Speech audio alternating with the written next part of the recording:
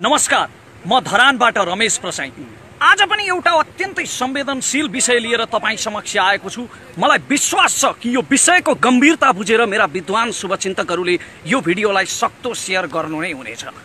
राष्ट्रियताको पक्षमा, राष्ट्रको पक्षमा यति बेला त एकताबद्ध हुन, तल्ला गरी छिमेकीसँग जग्गाको साथको विवाद भइरहेको बेला परिवारभित्रै कोकोहोलो मचाउनलाई के यो समय उचित हो र? अब प्रसङ्गतिर लागौँ। आज मैले बोल्न लागेको प्रसङ्ग हो सरिता गिरीको। यी आयातित प्रवासी बेहुली नेपालले अपनाएकी तर नेपाललाई कहिल्यै पनि नअपनाएकी, मधेसीको प्रतिनिधि ठहरिएकी तर मस्तिष्कमा प्रशस्त बिहारी चेतना भरिएकी यी प्रवासी बेहुलीको अबौद्धिक आतंक अति भयो। शास्त्रमा अति सर्वत्र वर्जयत लेखिएको छ। अति भयो यी आयातित बेहुलीको आतंक। मैले यो अतिको जवाफ दिएको पनि हो, तर कहिल्यै पनि कुनै कुरा नसुन्ने र आफैले खाएको भाँडालाई समेत भकुण्डो खेल्न पछि नपर्ने यस्तो थेत्तरो चेतना भरिएका थेत्तरा मस्तिष्कहरूलाई तर्कले सम्झाउन नसकिँदो रहेछ। आफ्नो मालिक भक्तिमा लिप्त र भारतीय मालिकहरूलाई आफ्ना माइती खलकलाई खुसी पार्नका निम्ति यतिका वर्षसम्म आफूलाई सम्मान गरेर सांसदको कुर्सीमा राखेको यो देशको सार्वभौम सत्ता विरुद्ध बोल्ने सरिता गिरीलाई मेरा तर्कले कुन अर्थ राख्ला र? त्यसकारण तर आज फेरि पनि बोल्नै पर्ने भयो, किनकि बारम्बार आफ्नो सार्वभौम सत्तामाथि हस्तक्षेप भएपछि कुनै पनि राष्ट्रभक्तको मुटुले सहन सक्दैन। आज सरिता गिरीका करतुतहरूले सम्पूर्ण नेपालीको मन दुखेको छ। नेपाली मात्र होइन, जसलाई हामी भुटानी भन्छौँ नि, भुटानी शरणार्थी भन्छौँ नि, नेपाली मन भएका ती भुटानवासी नेपालीहरू जो आफ्नो देशबाट डुक्पाहरूले खेदेपछि आफ्नो मातृदेश नेपाल खोज्दै आएका थिए, तर हामीले जिन्दगीभरि उनीहरूलाई शरणार्थी बनाएर राख्यौँ र अहिले अमेरिकातिर लखेटेर पठाइदियौँ। उनीहरूको पनि यति बेला मन दुखेको छ। विश्वभरिका नेपाली मनहरू दुखेका छन्। अहिले यसलाई हेट स्पिच भन्लान् कतिपयले। आदरणीय सरिता गिरीको मुखैमा छ हेट स्पिच हो, यो हेट स्पिच हो। हेट स्पिच मात्रै होइन, आफ्नो मातृभूमिको निन्दा गर्नेलाई, राष्ट्रको सार्वभौम सत्ता विरुद्ध बोल्नेलाई हिम्मत हुनेले हिंसाले जवाफ दिए पनि हुन्छ। त्यानव्यान स्क्वायरको काण्ड चीनमा हुने बेलामा, चीनले त्यानव्यान स्क्वायरमा विरोधीहरूमाथि डोजर चलाउने बेलामा चीनका राजदूतले ब्रिटिस राजदूतसँग भनेका थिए रे कि चीनमा अब 20 वर्षका लागि शान्ति ल्याउन 200 जनाको मृत्यु हुँदैछ। त्यसकारण कहिलेकाहीँ हिंसा र शक्तिको प्रदर्शनले पनि शान्तिको बाटो खोल्छ, राष्ट्रियताको बाटो खोल्छ। अहिले सरिता गिरीको विरोधमा जुन राष्ट्रिय एकता देखिएको छ नि, यो त्यति बेलै देखिनु पर्थ्यो जति बेला उपराष्ट्रपति परमानन्द झाले हिन्दीमा बकेर शपथ लिएका थिए। त्यति बेला गिरिजा र प्रचण्डले एउटै धरातलमा उभिएर यदि परमानन्द झालाई गलत्याएर उपराष्ट्रपतिको पदबाट निकालिदिन सकेको भए त्यति बेलै एउटा नजिर बस्ने थियो। अलक्षिणा देशद्रोही सीके राउतले नेपाल आमालाई जुकासँग तुलना गरिरहेको बेला कुनै राष्ट्रभक्त बहादुरले सीके राउतलाई 2-4 चड्कन लगाइदिन सकेको भए त्यति बेलै नजिर बस्ने थियो।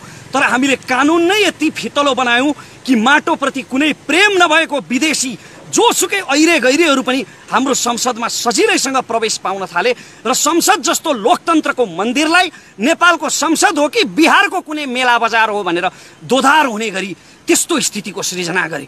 अहिले हिन्दी बोल्दा केहीले भाषै त हो नि, के फरक पर्छ भन्ने टिप्पणी पनि गरे। भाषा होइन, हिन्दी हाम्रो राष्ट्रियतामाथिको आक्रमण हो। मैले पटक पटक भने कि संसदमा हिन्दी भाषा बोल्न प्रतिबन्ध लगाउनु पर्छ, किनकि यो हाम्रो राष्ट्रियतामाथिको आक्रमण हो। आदरणीय सरिता गिरीले भन्नुभयो कि हिन्दी नेपालको भाषा हो, मधेसलाई जोड्ने भाषा कुन त? माननीय सरिता गिरीज्यू, तपाईँको अज्ञानता देखेर मलाई दया लाग्छ। तपाईँले गङ्गा चौधरीको बौद्धिकतामाथि प्रश्न उठाउनु भयो, तर तपाईँको अबौद्धिकता देखेर चाहिँ मलाई दया लाग्छ। नेपालमा लिच्छवीहरू भारतबाट आएका थिए, तर ती लिच्छवीहरू हिन्दी बोल्दैनथे। इतिहासका पाना खोतलेर हेर्नुहोला, बौद्ध धर्ममा पाली भाषाको प्रयोग गरिन्थ्यो गणराज्यहरूमा। अनि नेपाली भाषाको पहिलो अभिलेख विक्रम सम्वत 1312मै फेला परेको छ। अशोक चल्लको अभिलेख, हाम्रा आला आली अटरी अटल गरी अक्र्या छु, यो नेपाली भाषाको प्राचीन रूप थियो। हामीले कहिल्यै पनि हिन्दीको काँध चढ्नु परेन संवाद गर्नका निम्ति। नेपाली भाषाको इतिहास त्यति पुरानो हो। र यदि तपाईँ तराईको प्रसङ्ग कुरा गर्नुहुन्छ भने, यदि तपाईँ तराईको विषयमा कुरा गर्नुहुन्छ भने तराईको सबैभन्दा प्राचीन भाषा मैथिली हो र रामायणमा यदि हेर्ने हो भने जब अयोध्याबाट भगवान रामचन्द्र आएको बेला अयोध्यावासीहरू संस्कृतमा कुरा गर्थे, त्यति बेला पनि मिथिलावासीहरू मैथिलीमा बोल्थे। त्यसकारण सबैभन्दा प्राचीन तराईको भाषा मैथिली हो। तर अहिले जबरजस्त तराईमाथि हिन्दीलाई लादिँदैछ र यो पहाड र तराईको विवाद होइन, किनभने सरिता गिरी कुनै तराईभाषी हुँदै होइनन्। मधेसी जनताको अधिकार हनन गरेर, कुनै मधेसी उम्मेदवारको अधिकार हनन गरेर जबरजस्ती संसदमा पुगेकी भारतीय हुन्। She is Indian by birth. हाम्रो त सालनाल गाडिएको छ यो माटोमा। त्यसकारण मलाई जति दुःख लाग्छ, यो देश दुख्दा मलाई जति दुख्छ, एउटा तराईवासी नेपालीलाई पनि त्यति नै दुख्छ, किनभने यही माटोमा सालनाल गाडिएको छ। त्यसैले त तराईबाट राष्ट्रभक्त गङ्गा चौधरी जस्ता सभासद जन्मन्छन्, जसले सधैँ निरन्तर राष्ट्रियताको पक्षमा बोल्छन्। तराईको प्रतिनिधित्व सरिता गिरी जस्ताले होइन, गङ्गा चौधरी जस्ताले गर्छन्। तर हाम्रो कानुन यति फितलो भयो कि हामीले कुनै पनि विदेशीलाई आफ्नो संसदमा सजिलैसँग प्रवेश पाउने गरी कानुनमा व्यवस्था गर्यौँ। अहिले मधेसी भनिने दलहरू माग गरिरहेका छन् कि संविधान संशोधन गरेर विवाहित अङ्गीकृतलाई पनि प्रधानमन्त्री राष्ट्रपति हुने अधिकार दिनुपर्छ। भारतबाट विवाह गरेर आएका सरिता गिरी जस्ता इन्डियनहरू, जसको रगतमा भारत भरिएको छ, बाजा गाजा बजाएर र सिन्दुर पहिराएर कुनै नेपालीले भित्र्याउँदैमा कोही नेपाली हुँदैन भन्ने कुरा सरिता गिरीको वक्तव्यले त प्रमाणित गरिसक्यो नि। तर उनीहरू भनिरहेका छन् कि यस्ता विवाहित अङ्गीकृत भारतीयहरूलाई पनि नेपालमा प्रधानमन्त्री वा राष्ट्रपति हुने अधिकार दिनुपर्छ। अब तपाईँ सोच्नुहोस् त, एकजना सरिता गिरी आउँदा एकजना अङ्गीकृत इन्डियनको कारणले यत्रो वितण्डा मच्चिरहेको छ भने साराका सारा अङ्गीकृतहरूको संसदमा बहुमत भयो भने के होला? सिक्किम विलय भएको यसरी नै हो। फिजीमा भारतीय अङ्गीकृतहरू भरेर फिजीको सत्ता भारतीयहरूले कब्जा गर्न खोजेको यसरी नै हो। त्यसकारण यस्ता षड्यन्त्रहरूप्रति सचेत हुन जरुरी छ र यति बेला सरिता गिरीलाई संसदबाट निलम्बन गर्ने मात्रै होइन, उनको नागरिकतासम्म खारेज गर्न जरुरी छ, किनकि उनी कुनै पनि हालतमा नेपाली नागरिक हुन योग्य छैनन्। भाषाको विषयमा त उनले तर्क नगरे पनि हुन्छ, किनकि उनको अज्ञानता, उनको अबौद्धिकता, न उनीलाई इतिहासको बारेमा थाहा छ न भाषाको बारेमा।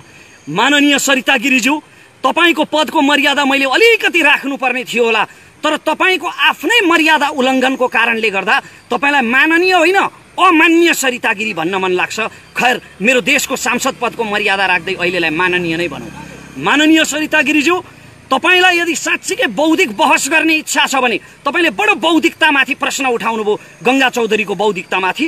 हुन त बौद्धिकताको आवश्यकता पर्दैन राष्ट्रको पक्षमा बोल्नलाई, भावना भए हुन्छ। तर पनि तपाईँलाई यदि बौद्धिक बहस नै गर्ने इच्छा छ भने बुद्धिनारायण श्रेष्ठ जस्ता सीमाविदहरूसँग गर्नुहोस्, रमेश दुलाल जस्ता सीमा सम्बन्धी अध्येताहरूसँग गर्नुहोस्, जोसँग 1827 देखिका एक नक्साहरू छन्, रिसर्च गरेर राख्नु भएको छ उहाँहरूले कि लिपुलेख, लिम्पियाधुरा र कालापानी कसको हो भनेर।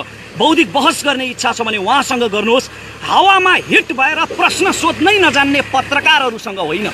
आदरणीय दाई ऋषि धमलाप्रति उच्च सम्मान छ, तर ऋषि धमला दाईको त्यो कार्यक्रम जहाँ सरिता गिरीको अन्तर्वार्ता गरिएको थियो, त्यो कार्यक्रम सुनियोजित हो, योजनाबद्ध हो, जसले सरिता गिरीलाई चाहिँ हाइलाइट गर्ने उद्देश्य राखेको छ। यदि होइन भने सरिता गिरीले लिपुलेख नेपालको हो भन्ने प्रमाण देखाउनुहोस् भन्दा ऋषि धमलाले ती नक्साहरू देखाउन सक्नु पर्थ्यो, इतिहासमा भएका ती सम्झौताहरू देखाउन सक्नु पर्थ्यो, गृह कार्य गरेर अन्तर्वार्ता लिनु पर्थ्यो। तर उनले त्यसो गरेनन्। यसले त एउटै कुरा देखिन्छ कि त्यो अन्तर्वार्ताको एउटै उद्देश्य सरिता गिरीको एजेन्डालाई हाइलाइट गर्ने थियो।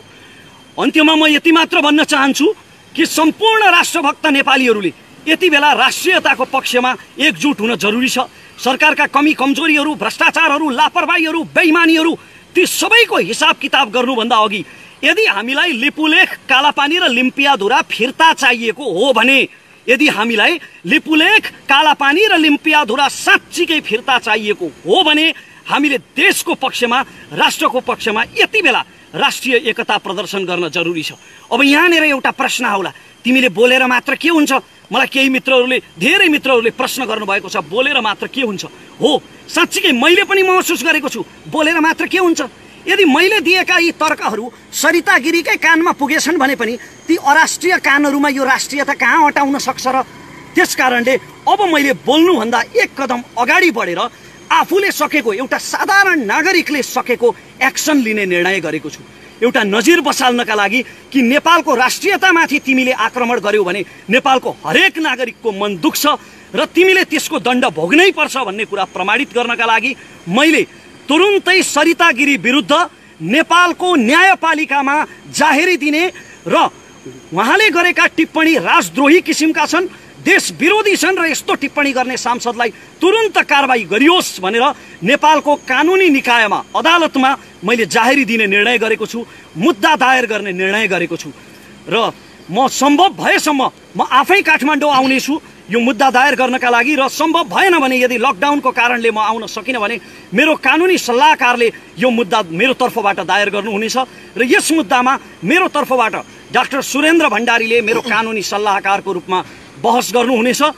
उहाँको डाक्टर सुरेन्द्र भण्डारीको अभियानसँग, उहाँको राजनैतिक धारणासँग, उहाँका विचारहरूसँग मेरा धेरै विमतिहरू छन्। उहाँको अभियानसँग मेरो कुनै सम्बन्ध छैन, तर राष्ट्रियताको मुद्दामा यो मुद्दामा उहाँले मलाई सहयोग गर्ने वचन दिनुभएको छ र सायद मेरो आर्थिक क्षमतालाई बुझेर पनि होला उहाँले यो मुद्दा मेरो तर्फबाट निःशुल्क लड्ने वचन दिनुभएको छ। म उहाँलाई यसका लागि धन्यवाद दिन चाहन्छु र तपाईहरू सबैलाई म यो भन्न चाहन्छु जाँदा जाँदै कि जहाँबाट जसरी सकिन्छ को कता, को कुन जातको, को कुन धर्मको, को कुन दलको, को कुन खेमाको भन्ने कुरा यति बेला नसोचिकन राष्ट्रियताको पक्षमा एकजुट हौं र यस्ता देशद्रोहीहरूलाई हतोत्साहित गरौं। जय देश।